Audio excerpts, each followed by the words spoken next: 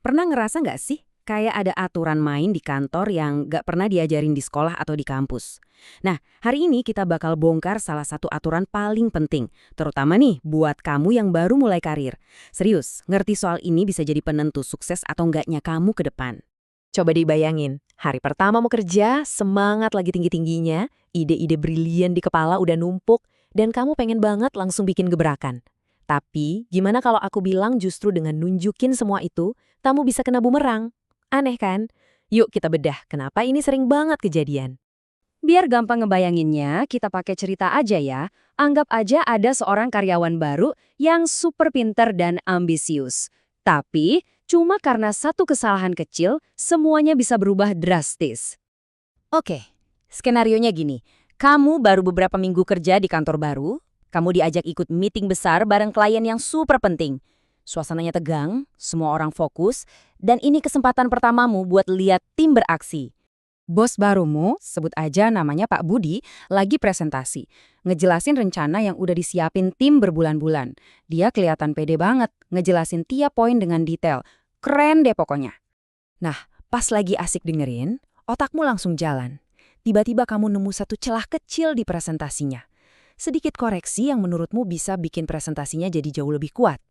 Dengan niat baik pengen bantu dan kelihatan pinter, kamu langsung nyeletuk. Maaf Pak Budi, kayaknya ada cara yang lebih efisien deh kalau kita... Dan, Henning, seketika satu ruangan diem. Kliennya kelihatan bingung, teman-teman setim langsung liatin kamu, tapi tatapan yang paling penting itu datang dari bosmu. Dia sih nggak ngomong apa-apa, cuma senyum tipis yang kaku banget, tapi keheningan itu, wah, itu udah menjelaskan segalanya. Loh, salahnya di mana? Kan niat kamu baik pengen bantu. Nah, disinilah kita masuk ke aturan tak tertulis nomor 1 soal kekuasaan di lingkungan kerja. Inti masalahnya sebetulnya simple. Jangan pernah kelihatan lebih hebat dari bosmu. Ini bukan berarti kamu harus pura-pura bodoh atau nyembunyiin kemampuanmu ya, tapi ini soal strategi. Tujuannya adalah bikin atasanmu merasa superior dan percaya diri. Percaya deh, waktu mereka bersinar, cahayanya itu bakal mantul ke kamu juga. Akar dari semua ini tuh cuma satu, hal yang kita semua punya, insecurity atau rasa nggak aman. Atasanmu itu manusia juga. Waktu kamu, walaupun nggak sengaja bikin dia kelihatan kurang kompeten di depan banyak orang, itu sama aja kayak kamu lagi neken tombol paniknya dia. Gini, orang yang udah punya jabatan itu pasti pengen posisinya aman dong. Mereka pengen kelihatan jadi yang paling cerdas dan paling jago di ruangan itu. Nah, waktu kamu, si anak baru, tiba-tiba menantang superioritas itu, mereka bisa ngelihat kamu bukan sebagai aset berharga, tapi sebagai ancaman buat posisi dan ego mereka. Oke, jadi jelas ya, cara tadi itu salah besar. Terus gimana dong cara yang benar? Apa ide-ide bagus kita harus dipendem aja? Ya nggak juga dong. Kuncinya itu ada di cara penyampaiannya. Ada strateginya.